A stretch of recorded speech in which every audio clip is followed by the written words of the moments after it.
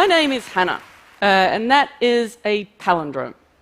That is a word you can spell.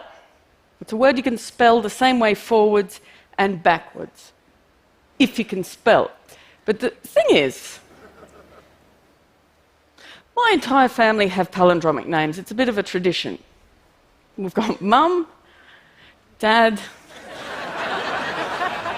Nan, Pop. And my brother Kayak. There you go, that's just a bit of a joke there. I like to kick things off with a joke because I'm a comedian. Now, there's two things you know about me already. My name's Hannah and I'm a comedian. I'm wasting no time. Here's a third thing you can know about me. I don't think I'm qualified to speak my own mind. Bold way to begin a talk, yes, but it's true. I've always had a great deal of difficulty turning my thinking into the talking. So it seems a bit of a contradiction then that someone like me, who's so bad at the chat, could be something like a stand-up comedian.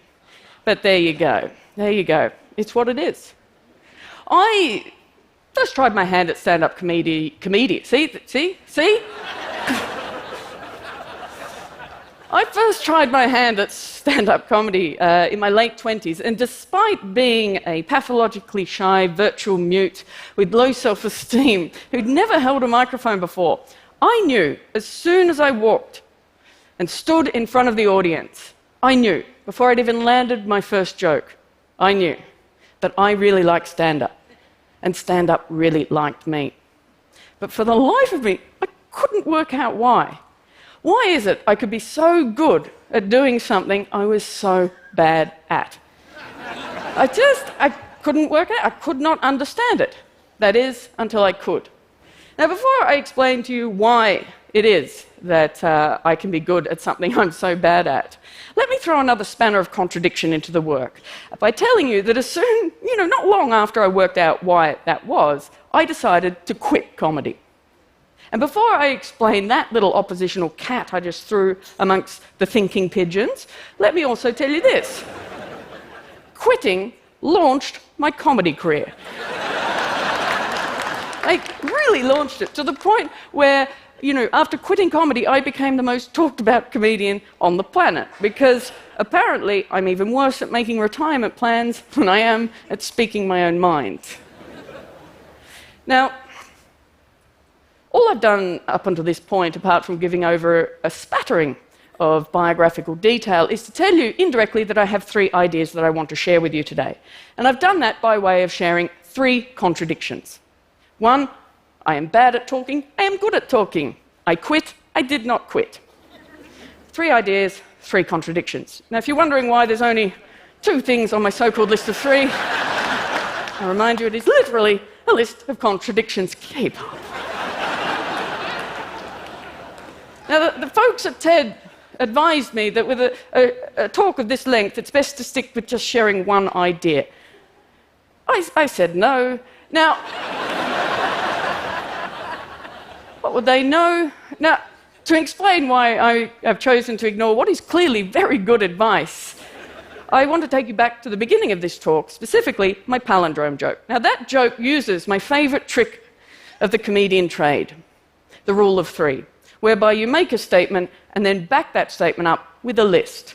My entire family have palindromic names: Mum, Dad, Nan, Pop. The first 2 ideas on that list create a pattern, and that pattern creates expectation. And then the third thing, bam, Kayak, what? That's the rule of 3. 1, 2, surprise, haha. Now,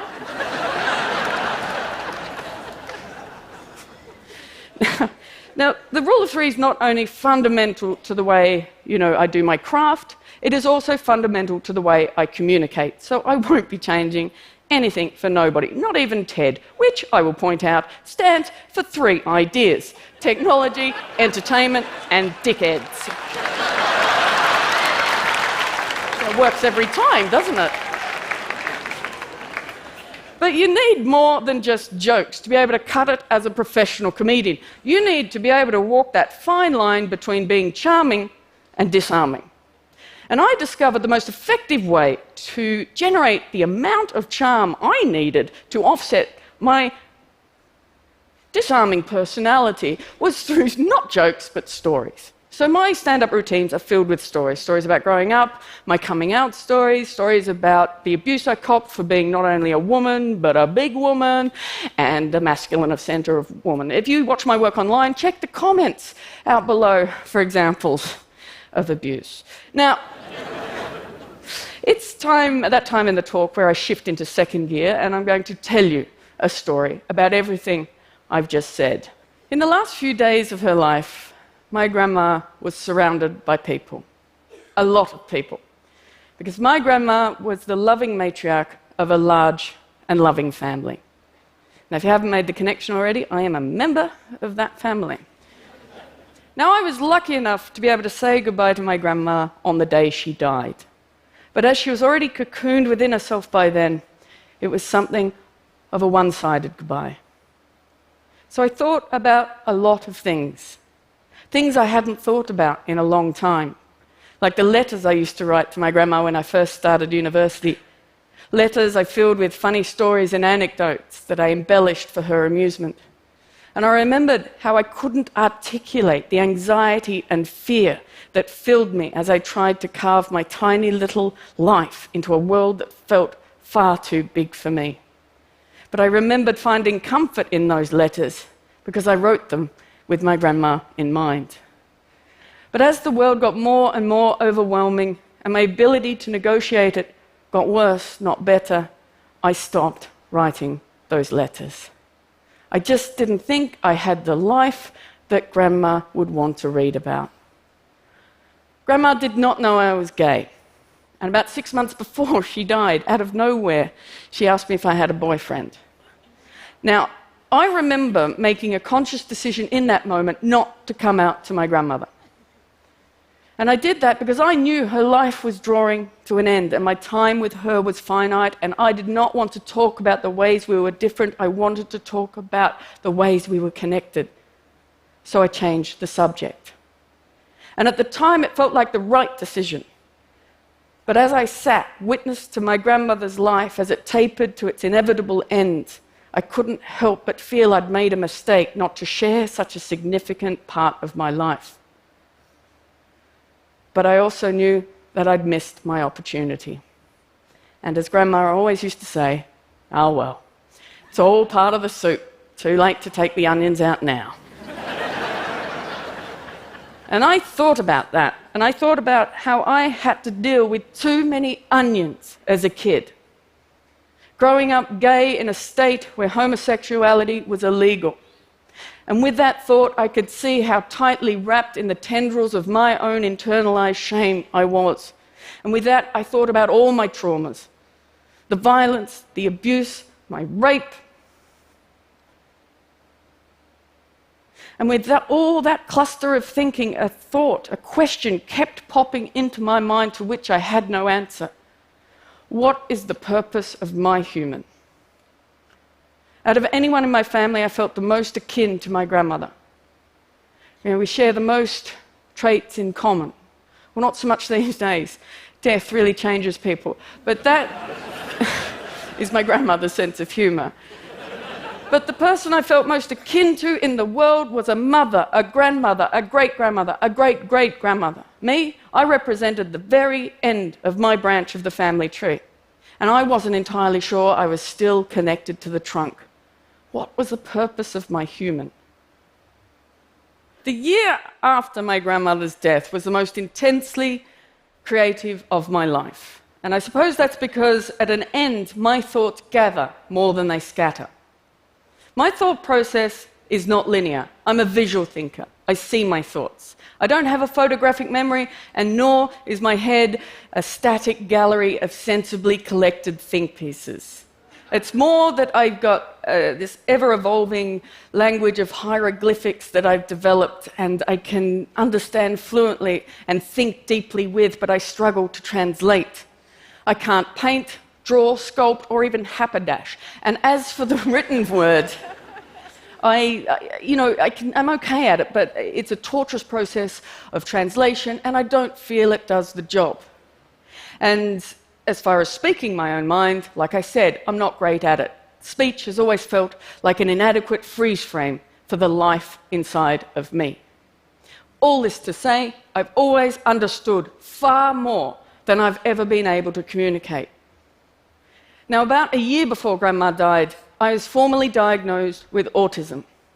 Now, for me, that was mostly good news. I always thought that I couldn't sort my life out like a normal person because I was depressed and anxious.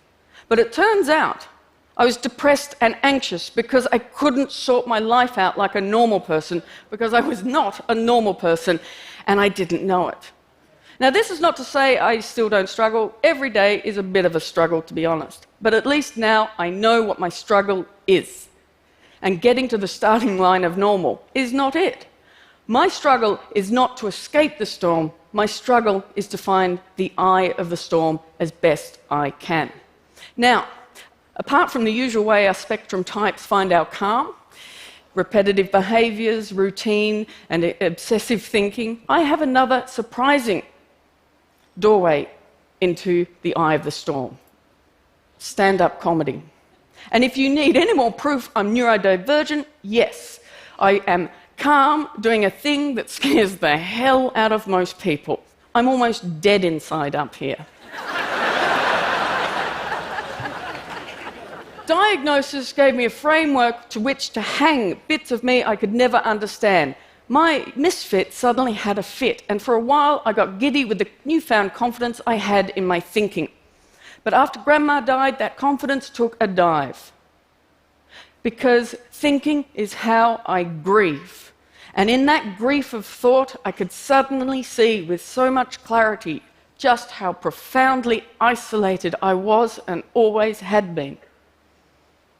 What was the purpose of my human? I began to think a lot about how autism and PTSD have so much in common, and I started to worry because I had both. If I could ever be, could I ever untangle them? I'd always been told that the way out of trauma was through a cohesive narrative. I had a cohesive narrative, but I was still at the mercy of my traumas. They were all part of my soup, but the onions still stung. And at that point, I realized that I'd been telling my stories for laughs. I'd been trimming away the darkness, cutting away the pain, and holding on to my trauma for the comfort of my audience. I was connecting other people through laughs, yet I remained profoundly disconnected. What was the purpose of my human? I did not have an answer, but I had an idea. I had an idea to tell my truth. All of it.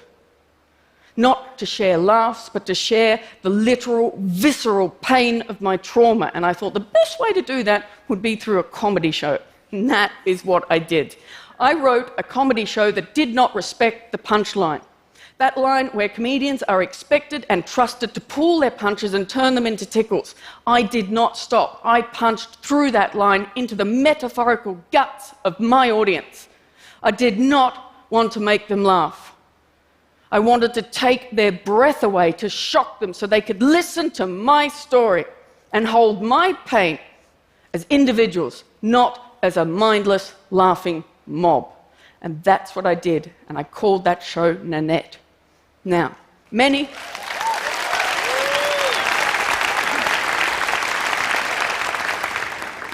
have argued that Nanette is not a comedy show. And while I can agree, Nanette is definitely not a comedy show, those people are still wrong.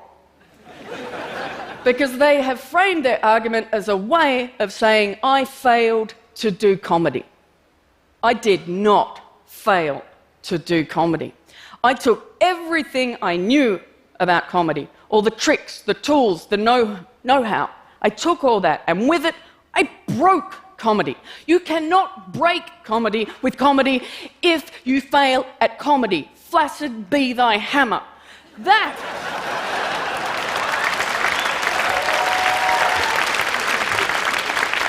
was not my point. The point was not simply to break comedy. The point was to break comedy so I could rebuild it and reshape it reform it into something that could better hold everything I needed to share. And that is what I meant when I said I quit comedy. Now, it's probably at this point where you're going, yeah, cool, but what are the 3 ideas exactly? It's a bit vague. I'm glad I pretended you asked. Now, I'm sure there's quite a few of you who've already identified 3 ideas. Smart crowd, by all accounts, so I wouldn't be surprised at all. But you might be surprised to find out that I don't have 3 ideas. I told you I had 3 ideas, and that was a lie. That was pure misdirection and very funny. What I've done instead is I've taken whole handfuls of my ideas as seeds, and I've scattered them all throughout my talk. And why did I do that? Well, apart from shits and giggles, it comes down to something my grandma always used to say. It's not the garden, it's the gardening that counts. And Nanette taught me the truth to that truism. I fully expected by breaking the contract of comedy and telling my story in all its truth and pain, that would push me further into the margins of both life and art. I expected that, and I was willing to pay that cost in order to tell my truth. But that is not what happened. The world did not push me away, it pulled me closer. Through an act of disconnection, I found connection. And it took me a long time to understand that what is at the heart of that contradiction is also at the heart of the contradiction as to why I can be so good at something I am so bad at. You see, in the real world, I struggle to talk to people because my neurodiversity makes it difficult for me to think, listen, speak, and process new information all at the same time. But on stage, I don't have to think. I prepare my thinks well in advance. I don't have to listen. That is your job. And I don't really have to talk because, strictly speaking, I'm reciting. So all that is left is for me to do my best to make a genuine connection with my audience. And if the experience of Nanette taught me anything, it's that connection depends not just on me. You play a part. Nanette may have begun in me, but she now lives and grows in a whole world of other minds, minds I do not share, but I trust I am connected. And in that, she is so much bigger than me. Just like the purpose of being human is so much bigger than all of us. Make of that what you will. Thank you, and hello.